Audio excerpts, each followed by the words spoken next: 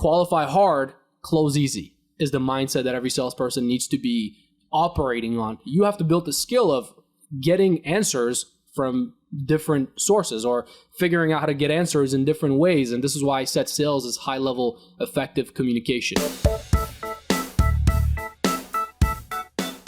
Hello and welcome to the Leverage 3 podcast. This is the show that helps you leverage the talent and tactics of high performers.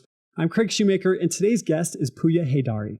Pouya spent 12 years in business among 7+ different industries, has outsourced sales for multi-billion-dollar companies and celebrity entrepreneurs, resulting in over $100 million in client revenue. Pouya, welcome to the show.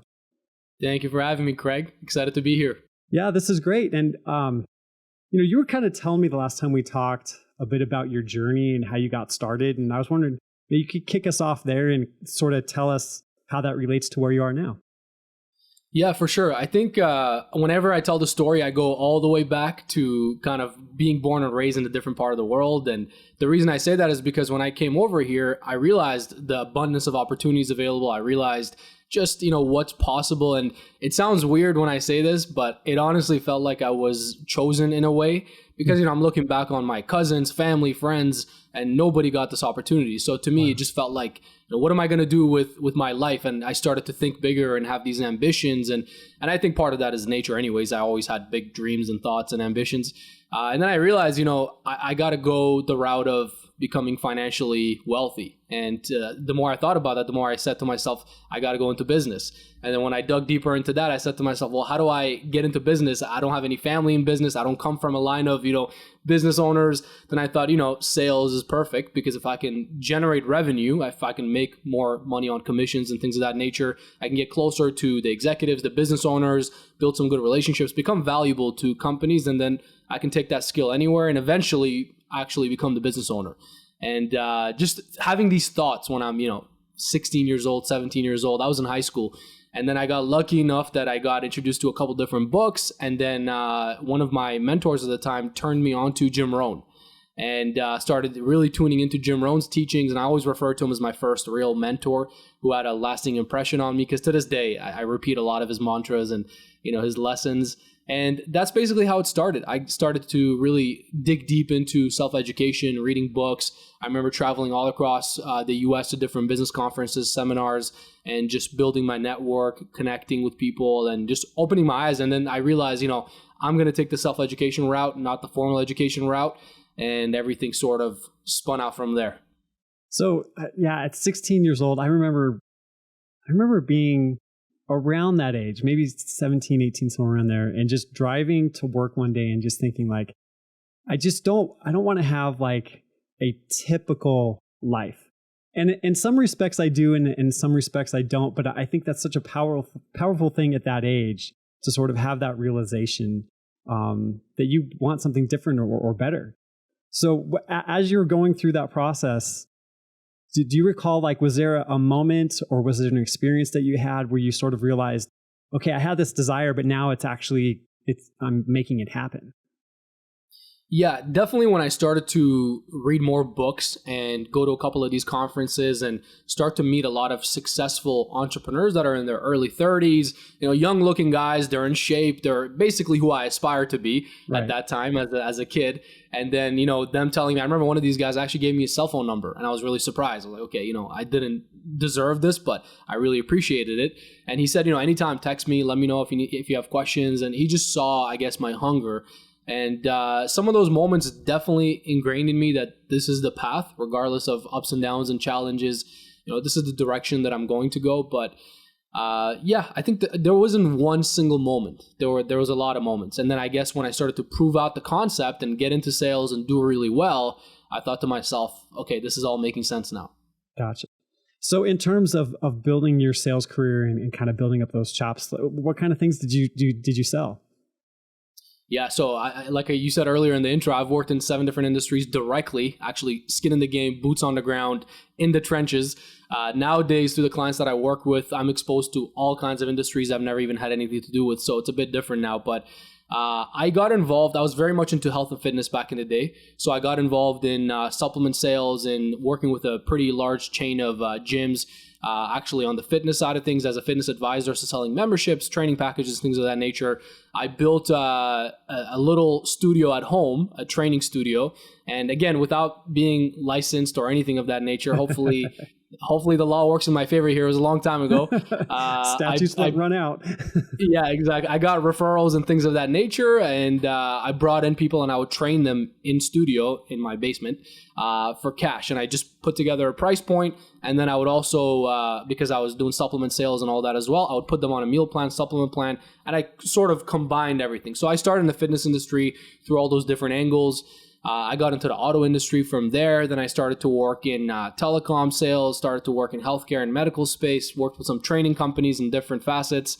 So it was a whole lot of different industries. I mean, a whole variety, just off the top of my head. Out of all the stuff where you actually had skin in the game, what was the hardest thing to sell? Definitely car sales. It was definitely the auto world. And I've gotten that question before, and I always tell them, or a different variation of that question that brings me to the same conclusion, that where did you grow the most or where did you learn the most? It was always car sales for me, because I was already really good at sales at that point, and I'm not tooting my own horn. It's just the numbers were there, the results were there. Yeah. I had proved myself out. I had already been making 6 figures a year and whatnot. So when I got into car sales, it was where I really got challenged mentally, physically. I mean, our dealership was a big one, and we had 5 different floors. So if I had to move multiple cars and I had 4 appointments, I would actually sprint in a full suit and dress shoes, sprint up the stairs and realize there's a car blocked in, sprint all the way back down, go to the front desk, find the keys, sprint back up. So I'm doing, 20, 30 of these sprints a day probably. Right. And so there's a physical aspect. And actually, I would just pretty much drink coffee all day, have 1 meal for dinner. That was my entire life when I was in car sales, because I was just busy. And, that was my number one priority. Everything else was out the window. Number one priority was top of the boards. And obviously tied that to my personal goals. But then sales-wise as well, because I was in long negotiations. I would be in 4-hour negotiations and it doesn't go anywhere. And having to learn that pain of not being able to get that deal done. And then I would sit down and revisit what happened and what I could do. And that's where I really built that grit of becoming people call it a closer, that tenacity, to a point where I had seasoned sales guys. That was my first ever car sales job. And I had guys who had been, working in car sales for years and years. They would ask me to put their phones on my desk, true story, with the recorder on, to record me in conversations with my clients, because they just knew I'm going to close those deals regardless, one way or another. So it got to that point. And, I would say car sales was the hardest, but also the most, I guess you could say, rewarding, and where I really saw my sales skills just take leaps. Hey, do you want to get parts of these interviews that aren't available anywhere else? Well, you can join the Leverage 3 email list and get access to exclusive content just for subscribers. So go on over to leverage3podcast.com and sign up today. So what was the distinction? So you have these seasoned people who obviously know their craft well, and you learned the craft as well, but maybe a little faster or from a different angle. So what were you able to pinpoint as being different? Yeah, that's a great question. Now you're actually peeling back the layers here. So I attribute that to a fundamental belief that I've always had, which is sales knowledge, business knowledge comes first.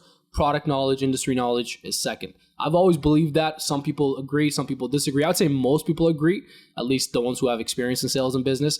But I've always just genuinely believed that. I've seen it to be true time and time again in different industries. And for me, it was really mastering the art of sales, which is just high-level communications. It applies to your relationships, it applies to your partnerships, it applies to everything, right? So I really focused on mastering the art of sales, mastering the art of communication, really getting to know my buyers, their psychology, asking the right questions, having this really innate skill, you could say, of building rapport with people, where it didn't matter if it was an 80-year-old grandma or a 16-year-old kid, or what ethnicity they were. I could really build real relationships with them, and that's what I focused on. So when I got into car sales, for example, to stay on topic here, I didn't know anything about cars. I've never been a car guy. To this day, I'm not a car guy. I just don't care for cars. I hate to say it to the people who love cars, but it is what it is. So I wasn't the guy who was going to give you all the features and stats and numbers. I had times where clients would teach me about the car. I remember this one very specifically because it was almost embarrassing. I was selling this minivan, and the guy had a family, newborn kid, and he said something along the lines of, yeah, there's a vacuum in the back. And I said, no, there's no vacuum in the back. What do you mean, a vacuum in a car? And then I opened up the back and I realized, and I said, you know what? You just taught me something. I appreciate it. And I just took it, and moved on with it. And I still closed that deal. But that's the extent of how much I didn't really prioritize product knowledge or industry knowledge. But of course, at the same time, I tried to come in, read the booklets, learn as much as I could. But I learned on the job. I learned while I was doing demos or test drives, the actual features of the car, almost with the clients at first. So the first few months where I was closing a bunch of deals, my first 2 weeks, I sold 17 cars. My manager's goal for me was 10. My goal was 20. I sold 17 in the first 2 weeks. So I was learning on the job, but the distinction was that I always prioritized sales knowledge over product or industry knowledge. All right. So yeah, let's dive in here some more as well. So, I'm a podcast host. I love good questions, and you brought up buyer psychology and things of that nature. So it's been often said that the best deal, or perhaps the easiest deal to close, is the one where the buyer closes themselves. And I'm curious what your take is on that. And along with that, what sort of questions are you asking people in order to help lead them to the conclusion?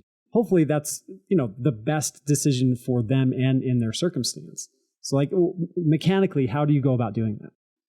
Yeah, so great question. There are a lot of different angles to cover here, right? Because first things first, to answer what you said earlier, yes, the best deals are where the buyers end up closing themselves.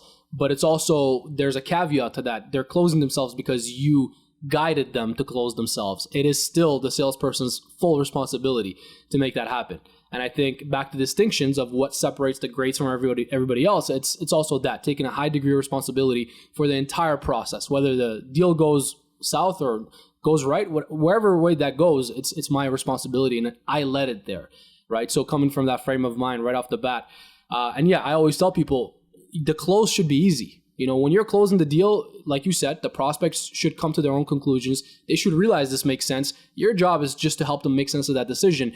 If the close is hard and you're trying to hard close and you're, back and forth negotiating, you miss something in the earlier steps, most likely in the qualifying stage. And that's why I always say qualification is the second most important step of any sales process. Most important is, of course, the close, because if the deal doesn't happen, that exchange doesn't happen, I didn't help you. You didn't get my products and services. You didn't get your solution. I didn't win. My company, my brand didn't win. We didn't make money. The business didn't grow. Nobody wins in that scenario. The economy doesn't win. Nobody's winning in that scenario. So the close is the most important. But the qualifying stage, where you're asking questions, is the second most important step of any sales process. So qualify hard, close easy is the mindset that every salesperson needs to be operating on. And to get into mechanics, and if you want to jump in here, by the way, let me know, but I'm just doing a full circle to answer you. Yeah. So to get into mechanics, there are a lot of tactics that we use in sales within that sales process. I mean, just to give you some right off the bat, first things first, you got to not only ask questions, but get answers to your questions. A lot of times your prospects, rightly so, are going to have a guard up. They're going to have a wall up. They're not going to want to answer all your questions directly because they know they're giving you the information that you need to close them. So if you're dealing with educated consumers, which in a lot of industries you are, especially in the B2B space, it's a lot more challenging to just directly get all the answers that you need. So you have to build the skill of getting answers from different sources, or figuring out how to get answers in different ways. And this is why I set sales as high-level effective communication. So let's talk tactics. Number one, you have to be solution-oriented. You have to always be solution-oriented. People say, smile and dial, be positive. That never necessarily translated for me because I've always been very pragmatic and very real. And when I'm cold calling, when I was in the auto world, and at one point they gave me a department to run. It was a subprime department. A lot of tough type of clients. When I'm cold calling an entire binder of leads, I'm not smiling. There's nothing joyful about that. Right. People that, that act like that's fun, it's not fun. I hated it when I was doing it, but I love the result. I love the closing the deal. I love the numbers at the end of the month. So I don't believe in just being positive. My first mentor, Jim Rohn, used to always say, You could have a room and hype them up and motivate them and have them standing on the tables. All you're going to have is a room full of motivated idiots, right? And I believe that's true. So I don't think it's being positive. I think it's being solution oriented. And I think when you're solution oriented, by default, it applies optimism. I'm optimistic we're going to get something done here. I'm optimistic I can help you. I'm optimistic we're going to find solutions. Because when you think this way, whatever challenges come your way, whatever objections, whatever problems in the deal, whatever hurdles come up, you're looking for solutions. You're looking for different angles on how you can continue to move this prospect down the sales process. So I would say that's tactic number one. A couple more, by the way, this is all off the top of my head, of course, so I'm just kind of going through this flow here. Tactic number two, I would say hypothetical scenarios or hypothetical questions are really good. This is where something that's part of my programs as well, I think has been helpful to a lot of people. When you can't get the answers to your questions, it really helps to put people in hypothetical scenarios or ask hypothetical questions. You'd be surprised how quickly you're going to get all the answers you need, right? So if we're going to stay on the topic of car sales, if I'm selling you a car and I say, Craig, what are the payment terms or the lease terms you're looking for on this vehicle that would absolutely make you, sign and get this done today? You'd say, well, I'm not exactly sure. I have to look at all the numbers and see. So you're giving me a non-answer. And then I could easily come back with a hypothetical question and say, hypothetically speaking, Craig, I don't expect you to make a decision today. And if you don't, totally fine. I'm still here to earn your business, whether it's today or another day. But hypothetically speaking, if you know your budget and you know the family situation, what would be the best type of price point for you on this lease term? What would be a number? Just throw out a number for me. So now, hypothetically speaking, I'm getting these answers. And this can be applied in a lot of different ways, of course. And I'll give you a third one as well, then I'll turn it back to you. It's what I call the PPF formula, past, present, future. If you can learn as a sales professional, also as an entrepreneur, a lot of small business owners, solopreneurs do their own selling, right? If you can learn to operate on these three different time frames, these three different timelines, past, present, and future, and go back and forth between them throughout your sales process, you can do really well. So if I can't get answers to my questions in the qualifying stage, I could just ask you, what, Craig? Not a problem. I can tell, you're not exactly sure on what you're looking for currently. What has been, a similar product to ours that you've had in the past that you really enjoyed? What are some features in the past that you had that were absolute must for you that you had to have with this product or service? I don't get answers there. No problem, Craig. Hypothetically speaking, in a future scenario, what would be something you definitely couldn't live without when it comes to this product or service? What are some features you have to have? What are some things you're definitely looking for? What are some things that, in your future product or service, whether it's with us or somebody else, what are some factors that you don't care for, that you could let go of, that, wouldn't matter as much to you? Now I'm using the three different time frames, past, present, future, to get the answers that I'm looking for. So those are some ways to really become an expert at qualifying.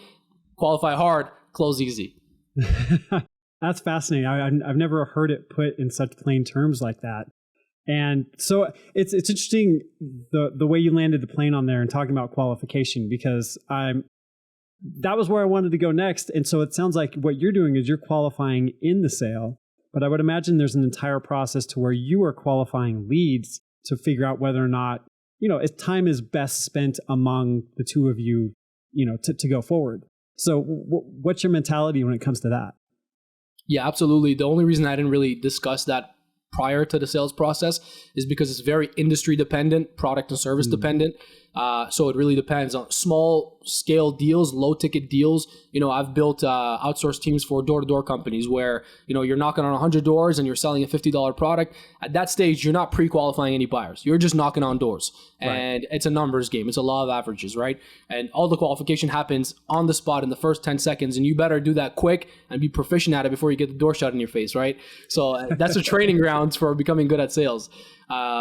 So yes, but then you have industries where, it's long sales cycles, maybe multi-month, multi-year sales cycles, big deals. There's a lot of research and qualification that goes into it prior. I would just say for any industry, for any product or service, you should have parameters in place, right? So these are the type of clients we serve. These are the type of clients we don't serve. Here are, the ideal scenarios that we're looking for. So having some parameters in place, that'll allow you to narrow down your leads. Of course, where do they congregate? Where can you find your leads? Where can you get in front of that target market? So having some of those parameters in place when it comes to your marketing strategies, I think will set you up for talking to the right people, the right audience. And then, of course, depending on the industry, do more or less of that. So this kind of sounds like this is an outgrowth of really understanding your client avatar or your ICP or however you want to phrase it. Is that where you're getting these parameters? Yeah, for the most part, because at the end of the day, your target market and your client avatar is exactly, it gives you all the information that you need in sales, right? Are they financially qualified? Do they have a need or want for your product or service? Right? All these questions are being answered when you figure out your target market or your client avatar. And then obviously marketing and sales always go hand in hand. You know, they have a love-hate relationship, right? I feel like a lot of marketers always hate the sales guys because sales guys are always complaining. The sales guys hate the marketers because they never understand. They don't make life easy. I've been on both sides, and I've been on different positions in the company where I had to sort of speak to both departments. So I understand, but it's very much tied in. So yeah, to answer your question simply, that's exactly how you come up with the parameters. Okay. Well, you're speaking to entrepreneurs, solopreneurs, people who maybe have entered business in an avenue that is skill-based, based off their proficiency because they're good at something, right? And they want to create a product or service and sell that. And then the prospect of selling could be a little scary, a little intimidating. So like, I understand that there's no replacement for putting in the reps. Like you have to go through the process. You have to have the conversations. But in order to kind of give an easier on-ramp, what would you suggest for people who are in that kind of a position? Yeah, that's a great question. And, a lot of entrepreneurs and business owners are scared of sales. But here's how you think about it. Again, like I said earlier, I've always been very pragmatic, right? Here's a personal philosophy of mine that I think would help those type of entrepreneurs. If it doesn't serve you, don't even think about it. If it's a thought process or a mindset or a philosophy that doesn't serve you, doesn't help you, just don't even think about it. Don't even bother. Don't spend any time there. You're scared of sales.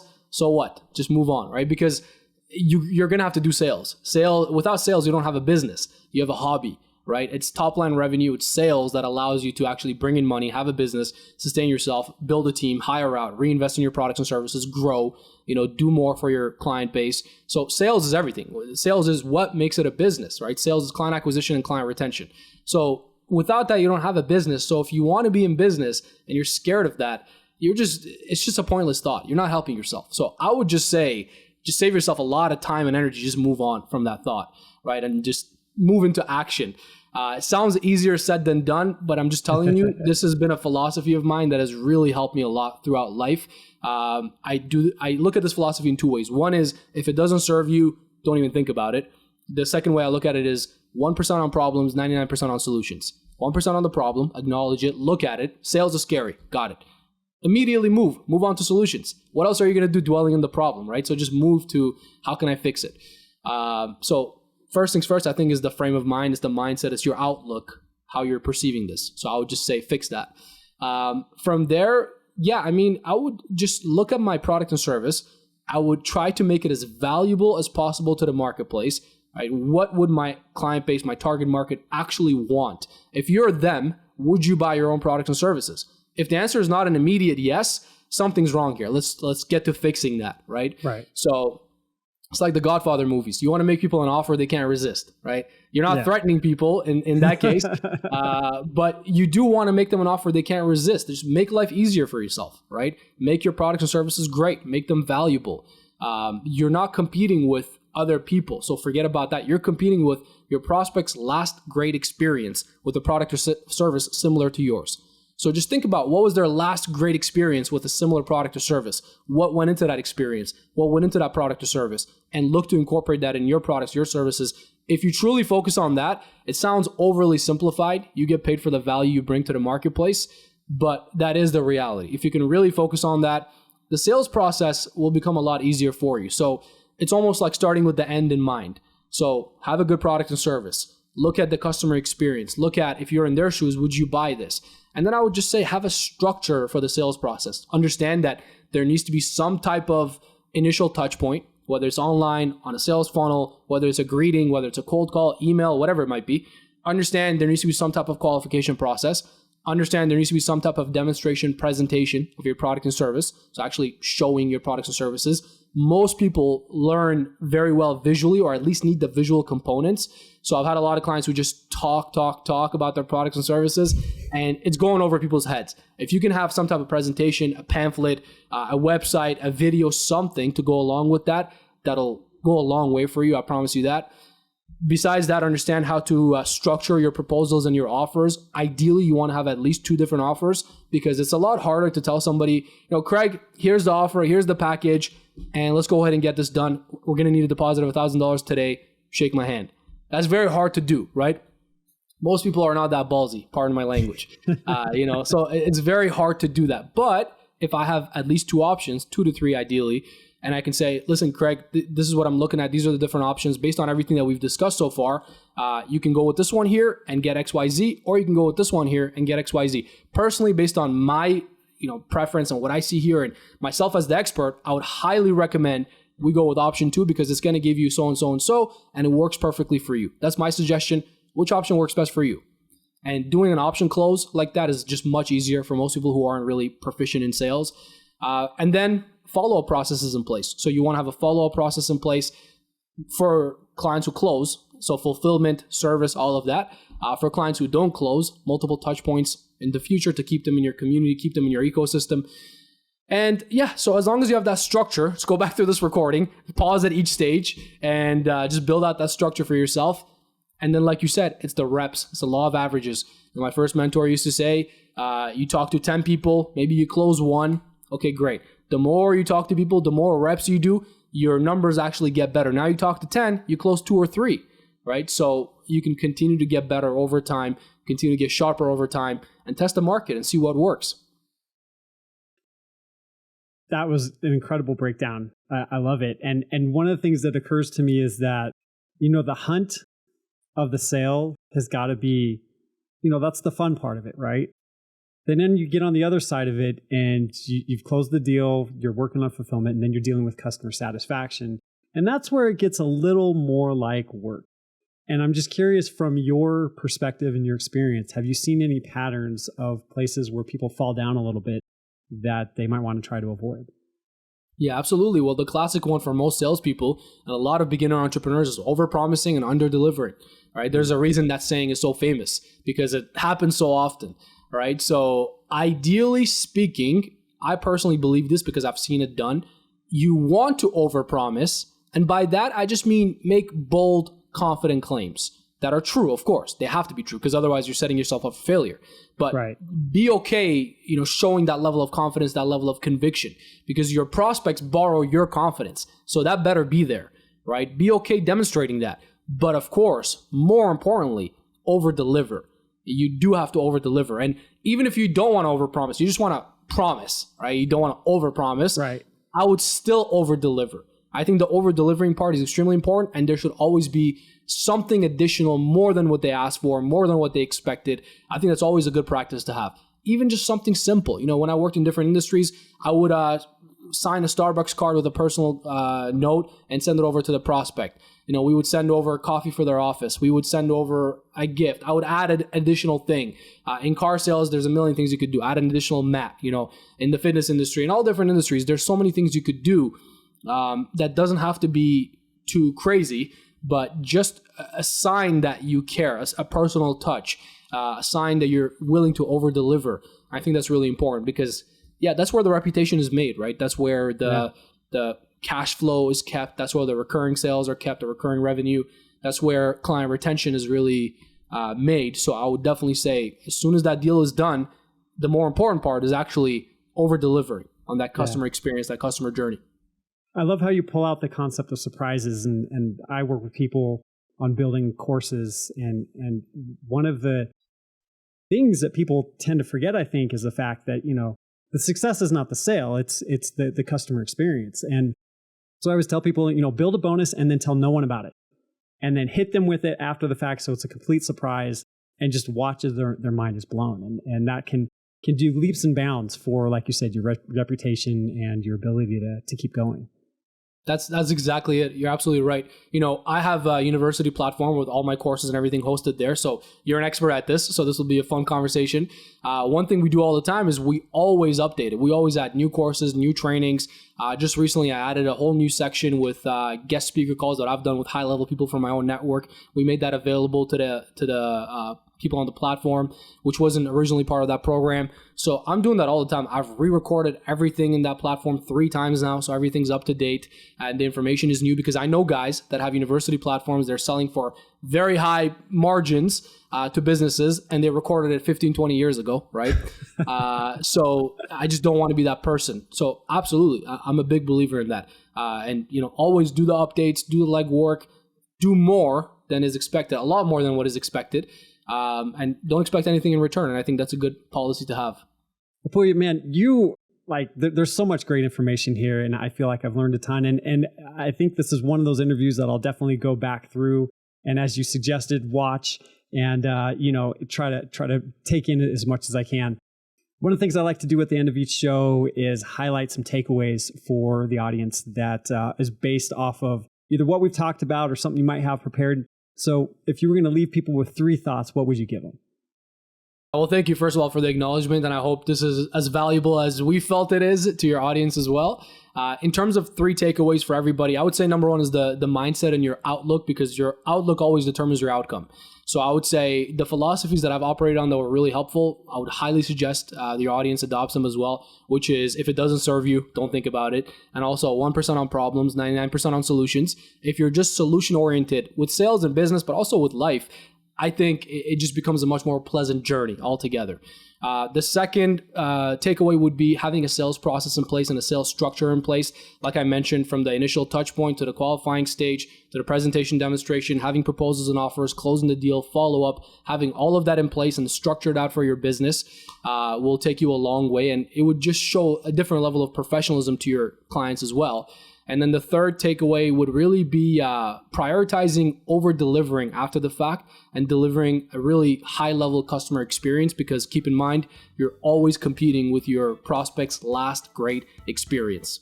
Thanks so much for being a part of the show. Now, one of the easiest ways that we can stay in touch is that if you're watching on YouTube, please like this episode and subscribe to the channel if you'd like. And if you're listening to the audio version, rating on your favorite podcast app would mean the absolute world to me. So I'm Craig Shoemaker, and I'll see you again here soon on the Leverage 3 podcast.